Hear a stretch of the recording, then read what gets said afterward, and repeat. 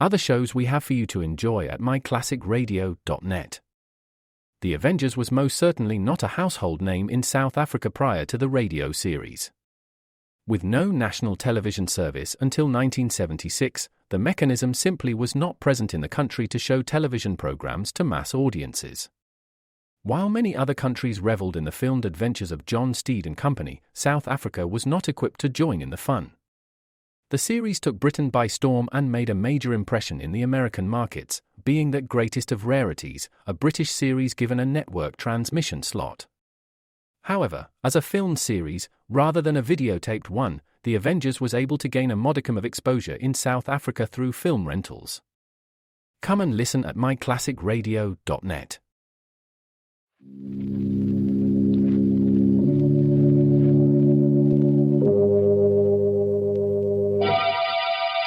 Lipton Tea and Lipton Soups present Inner Sanctum Mysteries.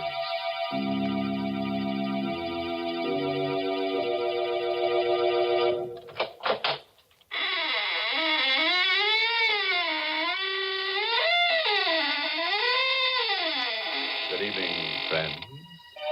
This is your host to welcome you once again to the Inner Sanctum. Do come in and join our circle, but watch out you don't get double-crossed. What's that? Oh, you're disturbed by those bodies dangling from the ceiling. Well, you know some people, they just die to come here. Then they hang around week after week and never say a word. Well, I have a theory about that, Mr. Host. What's that, Mary? Maybe the reason they're hanging around is because they think we're going to serve refreshments later on. Hey, that could be, all right. You know, lots of folks are like that. And who can blame them? When there's good food ahead, they just won't leave. And that's especially true if there's a chance that Lipton tea is on the menu. Now, the reason for that is simply this. Lipton tea is tea at its delicious best because Lipton's has such grand, brisk flavor. In fact, brisk is the very word the tea experts themselves use to describe Lipton's full, hearty taste. You'll agree, I'm sure, the very first time you try it, for Lipton's is so lively and full-bodied and satisfying. Yes, it's that brisk flavor that makes more people buy and enjoy Lipton's than any other brand of tea in the world. So whenever you ask for tea, make sure you ask for Lipton tea.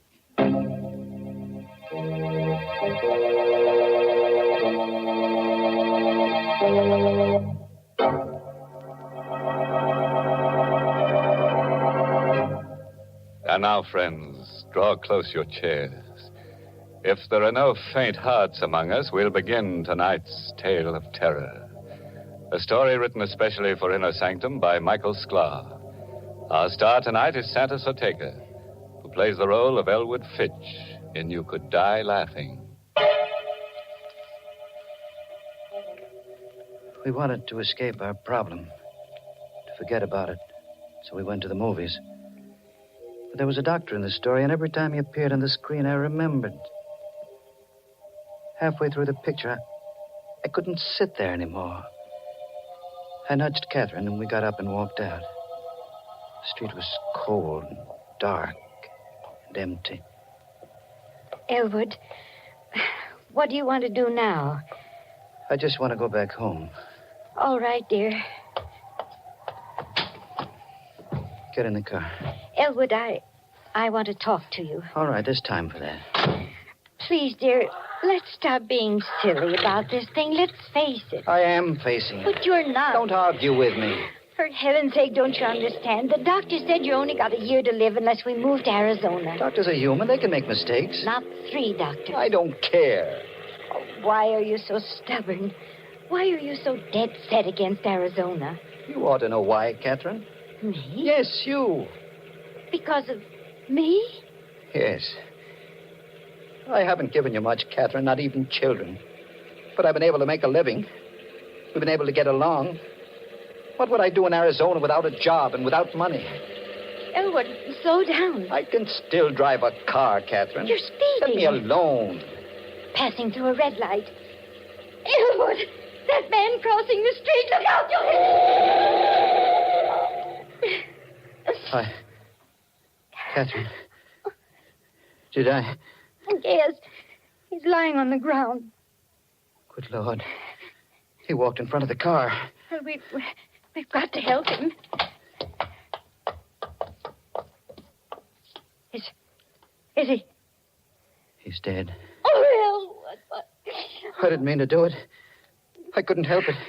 It happened so fast. Better call the police. Police? Well, you said he's dead. The police? Catherine, there's no one but us on the street. Nobody else saw it happen. What difference does that make? Get back in the car. Elwood, are you suggesting I was speeding. I passed a red light. And now this.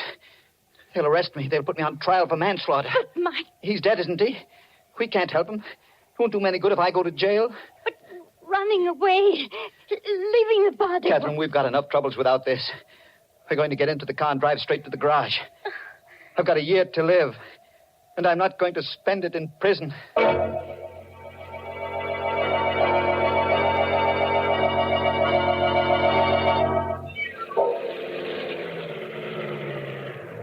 Good evening, Mr. Fitch. Want me to put the car away for you? Yes. Show must have let out early, huh? We didn't stay to the end, Anne.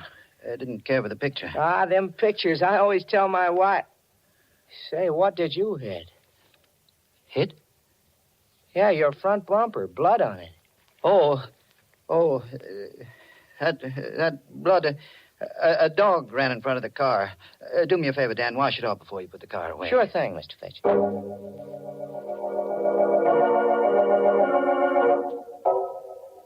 I didn't sleep well that night. Bad dreams, all mixed up. About doctors. But they all looked like the man lying on the street. And their faces were covered with blood. I woke up exhausted. Breakfast is on the table, Elwood. Just a moment. That newspaper can wait. Your toast is getting cold. Oh, here it is. What are you looking for? The story. You mean last night? It's in the newspaper? Listen to this. Stenger, victim of hit-and-run driver. The body of Augie Stenger, underworld character, was discovered early this morning at the intersection of Broad and Main Streets. Police believe Stenger was the victim of a hit-and-run driver. The front door. Yes. Do you think it's the police? I don't know. Get a grip on yourself. I'll see who it is. Morning. You, Mr. Fitch? Yes. What can I do for you? I don't like to talk business on the front doorstep. Business? It's about last night, that accident. What accident? Don't try to act innocent. I saw that hit and run. Now can I come in? Let me handle this, Catherine. Who are you? The name is Chandler. I was sitting in my car last night at Broad and Main Street. I saw the accident and I followed you home. Thought I ought to talk to you about it this morning. What do you want? The cops are looking for that hit-and-run driver. I'm the only guy that knows you're him. It ought to be worth something for me to keep my mouth shut. You want money? Yeah. Blackmail. Don't talk to him, Elwood. Send him away. No, we can't do that, Catherine. He'd go to the police. But Elwood... Leave this to me. All right, Chandler. I'll give you the money. How much? $500. That's chicken feed. 1,000. Ah, now you're talking sense. When do I get it? I'll give it to you now. It's in my coat pocket. Here it is. You'll find exactly $1,000 in $20 bills. Thanks. Now, get out of here. Now, wait a minute. Don't get nasty, Fitch. I'm doing you a favor. You got your money. Now get out. I'm going. But I'll be back.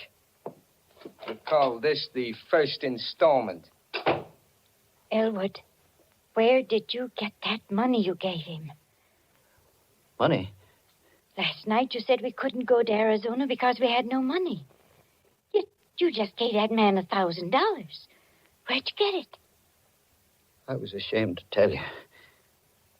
I took it from Stenger. Stenger? The man we hit. I put my hand inside his coat to see if his heart was beating. The money was in the inside pocket. Elwood, how could you? Don't look at me like that, Catherine. We've been married a long time. Long enough for you to know that I'm not a crook or a murderer. But to kill a man and then take his money. Try to understand. All day long I've been thinking. A year to live. A year to live. When you know you're going to die, it does something to you. You forget what's right and what's wrong. I thought with that $1,000 and the few hundred we've got in the bank, I thought we might be able to go to Arizona after all. Well, the money is gone. Yes. Don't think about it anymore. How can I stop thinking? You heard what Chandler said? That $1,000 is the first installment. He'll blackmail us out of everything we own.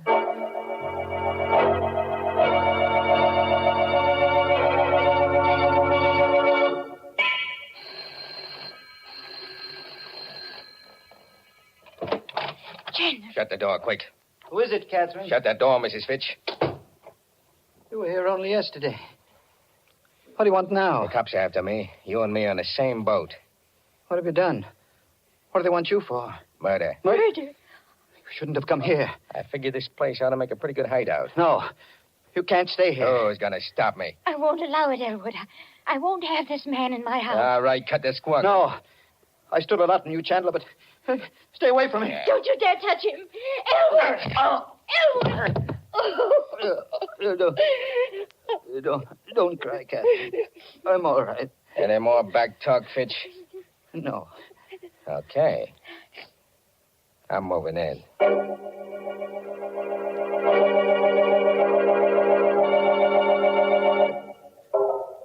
He took over the house. He used Catherine and me as servants, treated us like dirt. There was nothing we could do about it. Just the three of us, cooped up in that little house. We couldn't go out. Food and cigarettes were sent up from the store. Went on like that until Tuesday morning. Hush, Elwood. Chandler will hear you. He can't. He's in the bedroom. You're going to give yourself up? I can't stand this anymore. I can't stand it. Well, do what you think is best, darling. I've made up my mind. Rather than put up with that man, I'd prefer to go to prison. I'll call the police right now. Hello, operator. Get me police headquarters. Got a pal at headquarters, Fitch? Hey, Chandler. Don't point that gun at me. Cancel that call. Oh, all right. Hello, operator. Operator. Never mind that call to police headquarters. No, nothing's wrong. Yeah, I just made a mistake. Thank you. You made your last mistake, Fitch.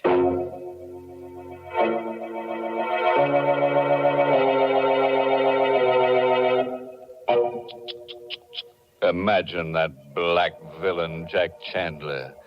First he blackmails Elwood, then he blackjacks him, and now he blackballs him from using his own telephone. You know what I'd do if I were Elwood? I'd apply for a writ of habeas corpus. That is, if Chandler doesn't turn Elwood into a corpus first. Things do look bad for Elwood, I must admit, Mr. Host.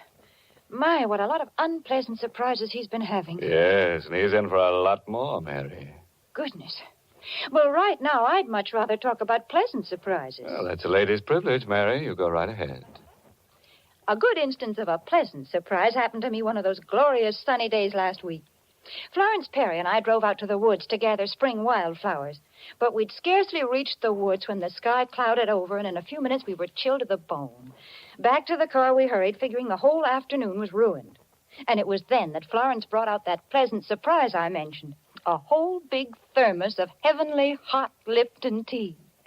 Well, we sat down and had ourselves a regular tea party right there in the woods. Suddenly everything seemed bright and cheery again. Lipton's had certainly saved the day with its bracing, cheery taste, its delightful, brisk flavor. The same thing happens so often with so many folks. Any time during the day, Lipton's is a pleasant, refreshing treat. Tea with a glorious, full-bodied tang that adds extra zest to every occasion. The reason? It's worthwhile remembering, friends. Lipton tea has brisk flavor.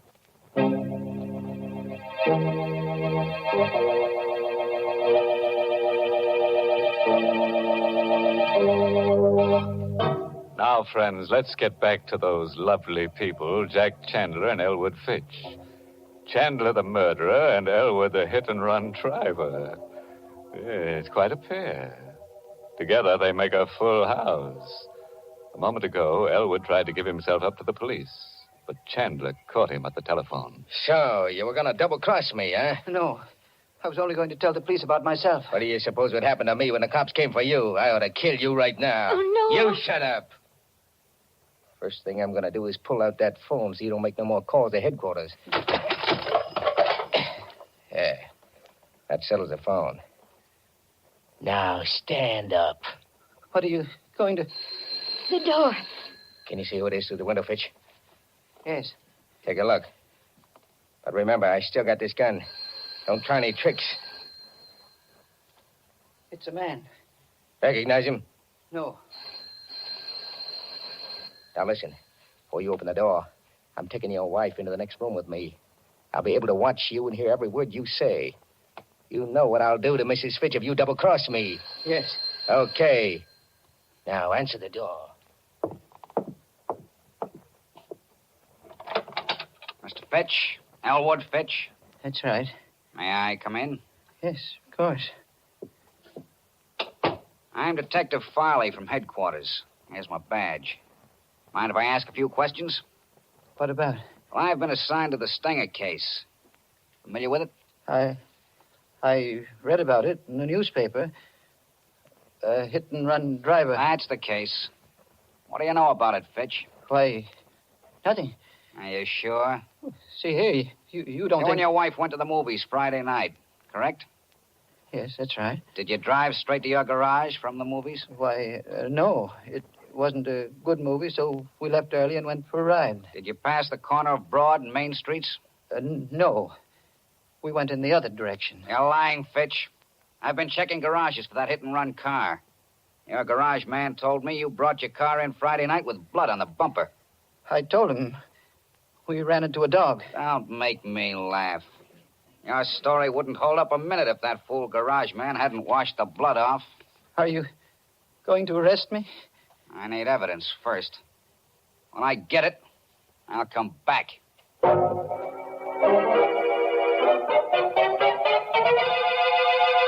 Blood on the bumper. That cop is wise to you, Fitch. He said he'd be back. Sure. He'll be snooping around looking for proof. Yeah, this is one heck of a hideout. I'm leaving. You're going away? Glad of that, ain't you? Well, you got nothing to celebrate. What do you mean? I need time, plenty of time to get away from the city. I'm not going to leave you here to squeal to the cops as soon as I'm out of the door. We wouldn't tell the police. Yeah, I'm going to make sure you don't. I got one murder rap on me already. It might as well be 3. 3? Elwood, he means... Listen, Chandler. I swear we won't tell. Why should we? Remember what you said. We're both in the same boat. The police are after me, too. You tried to double-cross me once before. I ain't taking any chances. Please. There's no use begging. It won't do no good. When are you going to do it? Before I go. Sometime after dark.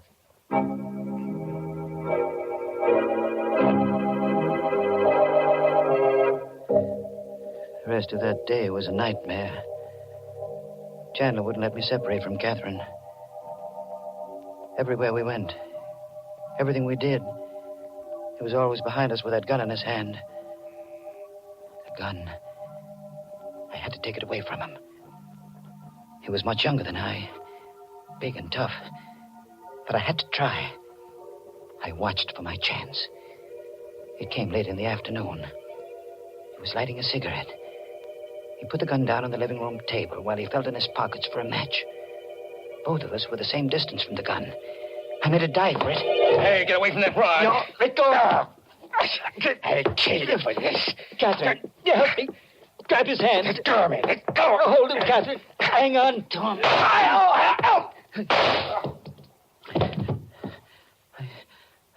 He's dead. I had to shoot him. I had to. Now what will we do? I don't know. What would he do if the positions were reversed? Call the police. No. The money. The money I gave him. The $1,000 I took from Stenger. He still got it. It's ours again, Catherine. We're going to Arizona. Arizona? Don't you see? It's just like it was before he came. We'll take the money and we'll go to Arizona. But his body... He's a murderer, he said so himself. We'll put the body into the car, drive out to the suburbs, and leave it on the highway. The police will think it was just another gangster murder.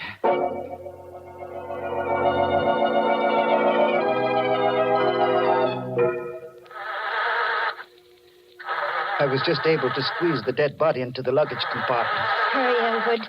Let's get away before one of the neighbors sees us. Oh, my gosh. Now, what's the matter? The gasoline gauge. It's almost empty. Oh. We'll have to stop at the garage.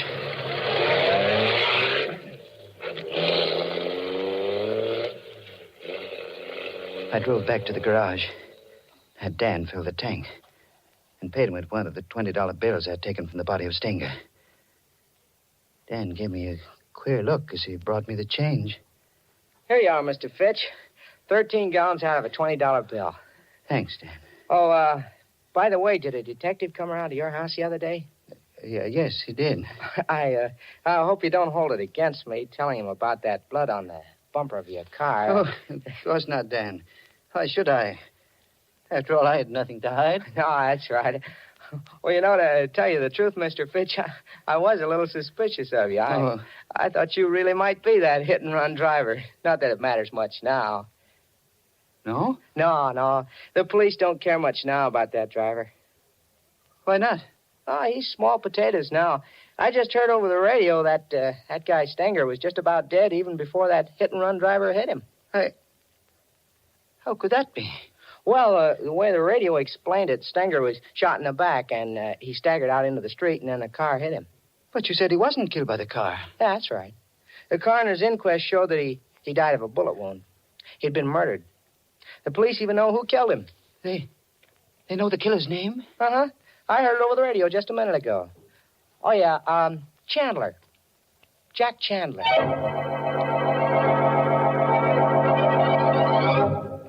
I don't remember driving away from the garage. It kept going around in my brain. Chandler had murdered Stenger. Catherine and I had run away from a crime we hadn't committed. No wonder Chandler had seen the accident. No wonder he feared the police. And now he was dead. His body packed into the luggage compartment of the car. Elwood, you're not listening to me. What? Oh, I was thinking about Chandler. That's what I was talking about. If he killed Stenger, why can't we go to the police and confess everything? Because we killed Chandler. But it was self-defense. Would the police believe that? They'd have to believe it. Even if they did, it would be murder in the third degree. They'd learn about the $1,000. I'd be held for trial. We'd never get to Arizona. No, Catherine. We've got to go through with our original plan. Elwood, that siren. It's a police car behind us. What are you going to do? They may not be after us. If they do stop us, let me do the talking. Hey, forward! Stop that car! Don't be afraid, Catherine. I'll handle it. Uh-huh. Middle-aged man and woman. You answer the description, all right. Name Fitch? Yes. What's the trouble, officer? There's an alert out for you. You bought gas back at your garage a few minutes ago. Paid for it with a $20 bill. That's right. Got any more of those bills on you? Why, yes. Hand them over. Here. Here they are. Uh-huh. Looks like it's all here. This is the stuff, all right. What stuff? What are you talking about? This money, it's counterfeit. Just like the bill you gave the garage man. Counterfeit? Phony money down to the last dollar. Move over. We're driving to headquarters.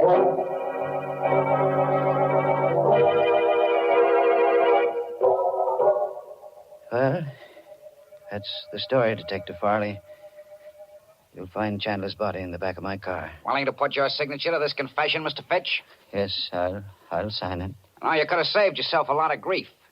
I knew you were the hit-and-run driver when I came around to your house. But I needed the proof, and you gave it to me when you broke one of these phony $20 bills. Well, did you know then about the money? Sure. Stenger had a long record as a counterfeiter. His girl told us he was carrying $1,000 in bad money the night he was killed. Naturally, when we didn't find the money on his body, we knew it had been taken by the hit-and-run driver. And the blood on the bumper of your car was the giveaway. Well, now that you've caught me, what's going to happen to me? Well, depends on the jury. You might get 20 years. Might get life imprisonment. You might even get acquitted.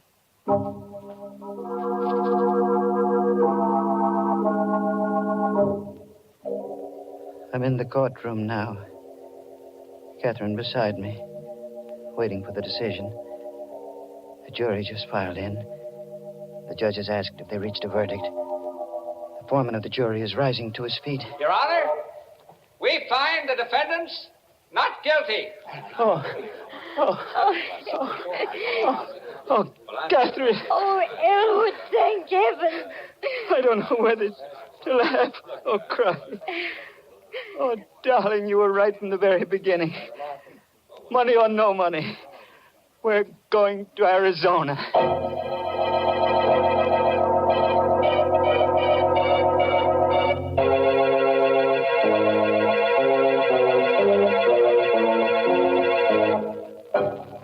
Well, fooled you that time, friend. Slipped you a happy ending when you weren't set for it. But that jury decision, I don't know. It sounded a bit fishy. But seriously, friends, do you like happy endings? I don't, but then some people do. You know, someday, just to make sure, I'm going to have some research organization take a gallows poll.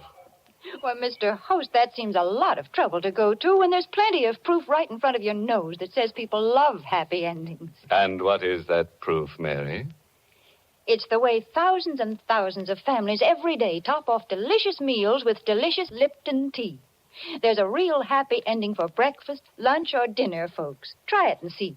In fact, so that you won't forget it, add Lipton tea to your grocery list right now, this very minute. It's the world's favorite tea, and you're always sure of getting tea at its tastiest when you get Lipton's. Because remember, Lipton tea has that marvelous brisk flavor.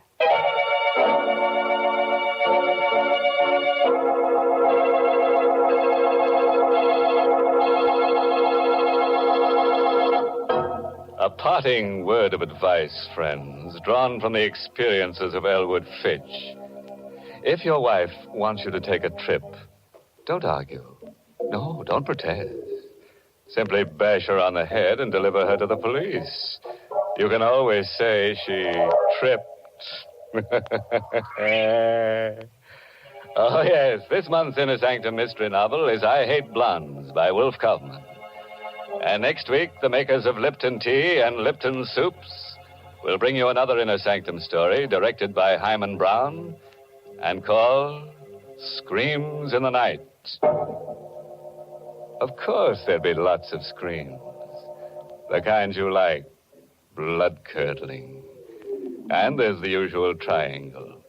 A man, his wife, and another girl.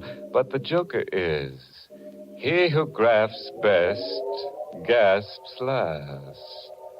Don't get it? And for the details, better be listening to Inner Sanctum next week. Until then, good night. Pleasant dreams.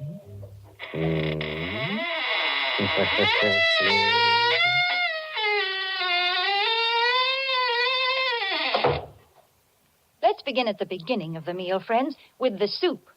If you want soup to be both delicious and easy to prepare, make it Lipton's noodle soup. Here's a soup that has real honest-to-goodness chickeny flavor. It's full of tender noodles, and because it comes in modern soup mix form, it saves both time and money. Lipton's noodle soup mix is quick to make, and it makes lots more than canned soups, yet costs less. Try Lipton's noodle soup. And tune in next week for another Inner Sanctum mystery. This is CBS, the Columbia Broadcasting System.